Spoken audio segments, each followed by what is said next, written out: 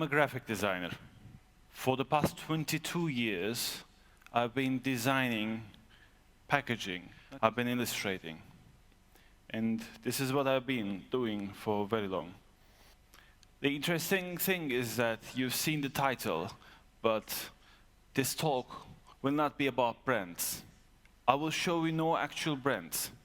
And when I start showing visual examples, I will present no real brands at all. Actually, this talk is about basic visuals, those photographs, illustrations, basic visuals coming together to create the voice of a brand. Actually, what I want you to do today is kind of an experiment. I want you all to imagine that we are all a part of a branding and design company. Yeah? So we are all going to be graphic designers, photographers, illustrators, and copywriters together. But first, let me do some introduction. I'll be talking about actually the visual language. For me, when I start talking about brands, it's not the TV commercials, it's not the advertisements. Whenever I go to a supermarket, that's the first time and that's the core place where I see the brands on those packagings. Or whenever I go to a bookstore, on the covers, that's where I see the brands. Actually, I want to talk about the visual language and the storytelling. Visual storytelling that takes place on those packaging. You see, Marian Bantjes once said, design and typography are like a well-tailored suit. Well, she was referring to good designs that do not only get the message through, but communicate something more. Something more. So it's not just a package. You see, an inexperienced eye may not perceive or identify those small design-wise enhancements, but those little touches, the creation of an elegant visual composition is the thing that lifts that design above the others. Have you ever just bought something just because you like the packaging? Did anybody do that? I sometimes do that. Yeah. There is a reason for that.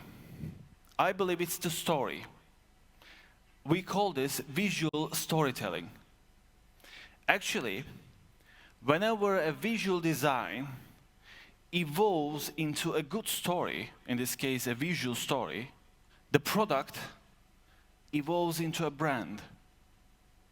That's what I think the key is. And this wonder actually happens when the most basic images and good typography are composed together at the hands of a skilled graphic designer. Now, the agency part. I want to take you to a journey. We call this the hero's journey. I'll be talking about brands finding their voices through visuals.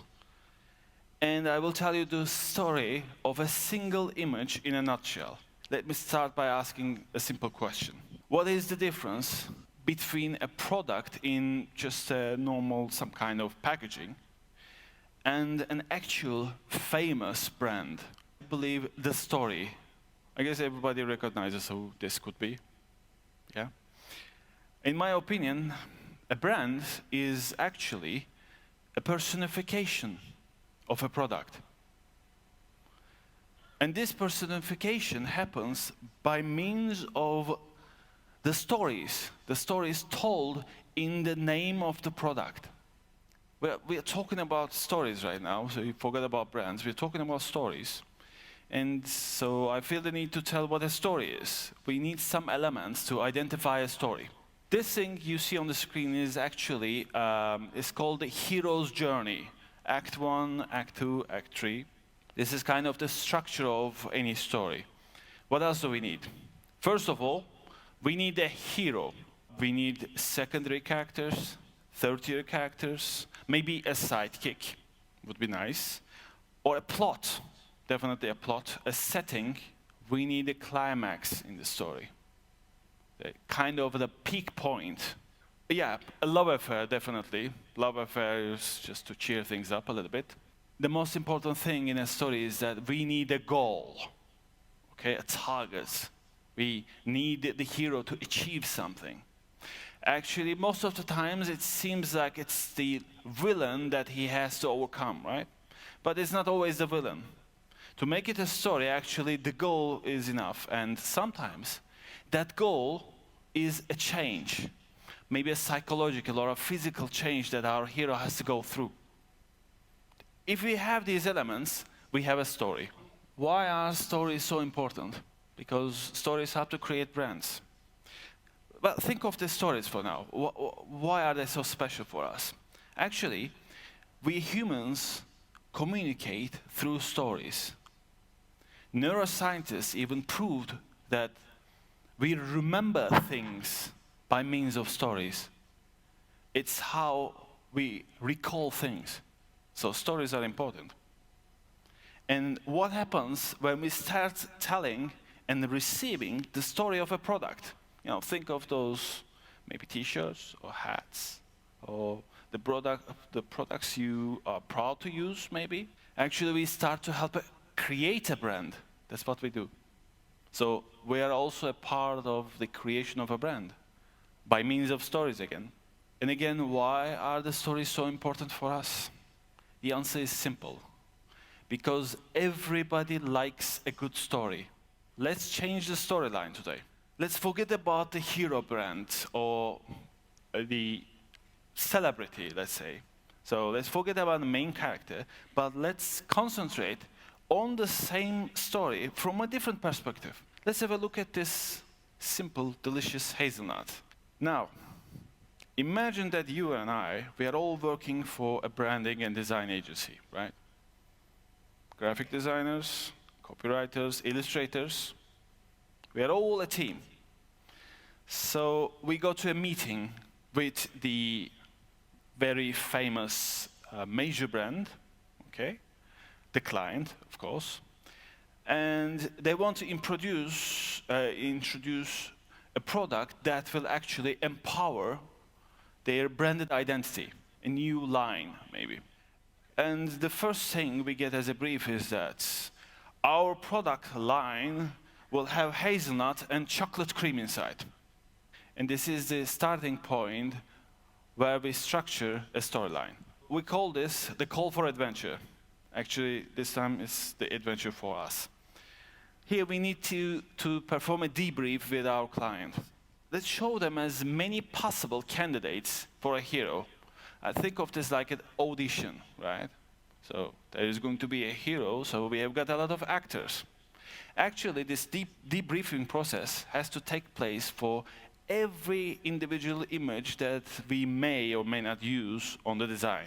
The point is to extract the client's preferences, their visual preferences. So one by one, we are getting rid of all those images. It is a long process, but it's a fun process. Let's talk about the identity of our hazelnut.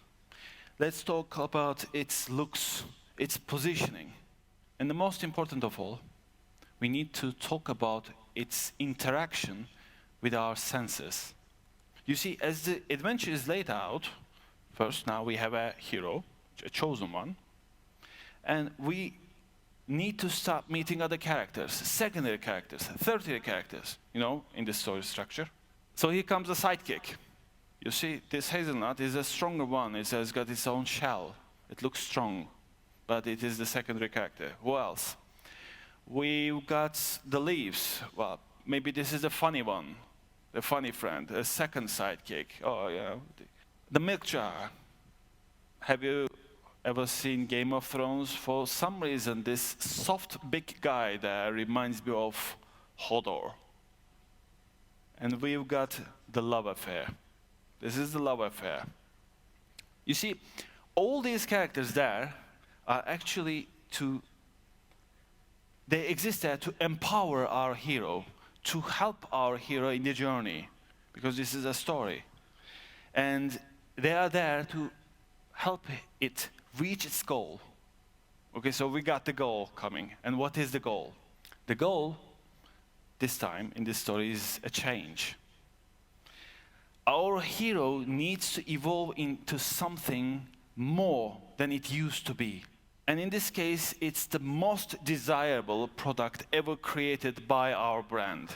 It's a hazelnut and chocolate cream biscuit. We need a stage. We need a setting. Okay, I want to try something different here. Why is all this fuss? Why stories, visual storytelling? Is it really necessary? So let's be practical and let's just try putting only the necessities in there, just the necessities. We just write biscuits and we just put biscuit photography. It does give enough information, right? Does this really manage to communicate? Does this really call you somehow? I don't think so. I think something is missing. I think we really need a story there. So how can we got the characters, all the characters, and we can see the goal, the change, okay? So how can we turn this into a stage, into a more fun story? Okay, we need a setting, we need some background visuals. We got the white ground, it's for milk, and we got the blue stripe, defining the hazelnut. Okay, so we are progressing. Okay, sci-fi. Yeah? Some action into the deep space. Very energetic product, is it? Maybe. Maybe something more romantic or even sexy. City nights. Moonlight. Yeah? Calm. Something tranquil. A sunset. Or even a pastoral feeling. That homey feeling. A farm or a country house. How about that? You see, we don't need to show many details. We just need to show just a few hints for people to get that feeling. Whatever we want to tell, however we want to tell the story. And of course, we need some atmosphere. We need some lights and some colors, of course. And finally, for a good story, we need a script. In this case, it's typography. We call this typography. You know, it's just writing some stuff, right? Typography, so not much to it. Actually, there is a lot to it. You see, good typography will both visualize our script and inform the target audience. Good typography will actually set the mood in the adventure. Is it fun? Is it adventurous? Is it romantic? It's all in there in the typography. Good typography can even be the mentor of the story, informative. In case of a good visual design, good typography is actually the climax of the story. It's the peak point. Good typography is actually defines what the story is about. There's a context. I believe any design book that inherits good visual storytelling has the potential to transform the products into actual brands. And there is also a hidden context. Somebody has to be doing this. Brands find their voices through visuals in the hands of those skilled but anonymous designers.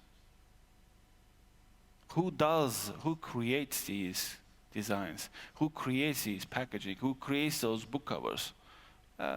Most of the time written in small letters or none at all, but they are there. You see, brands don't just come to be what they are today. They are the creations of many skilled designers whose actually sole purpose is to add some more beauty to the consumer's world, to our consumer's world. It's a kind of beauty that we always see, but never consciously perceive. It's a kind of beauty that we are prone to taking it for granted. Have you ever not wondered when you go through those shelves and just say, I wonder who did this? All those skilled designers are actually the narrators of the story. And actually, the story is the story of any and every brand. The next time you go to a bookstore and start looking at those covers, or you go to a cinema and start looking at the movie posters, or the next time you go to a supermarket, I just hope that you will look at those beautiful package designs, beautiful covers, and wonder, wow, this looks nice, who did this? Thank you for listening.